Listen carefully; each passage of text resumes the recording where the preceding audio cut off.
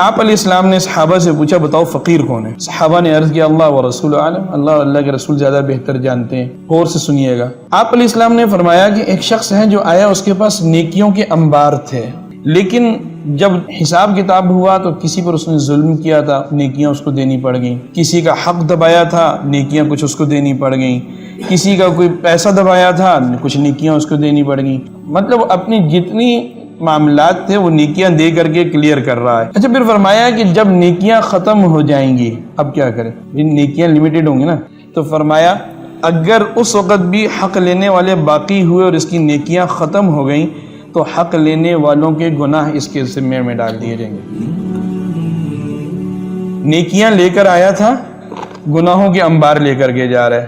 نیکیاں اور اعمال نامہ دیکھ کر کے وہ کیا کہتے ہیں، ایٹ دا فرسٹ سائٹ جو ہے نا یہ تھا کہ یہ جنت میں جائے گا، تو فرمایا اس سے زیادہ فقیر کون ہوگا۔ Video by Yusuf, your vision, your idea over cinematic mastery.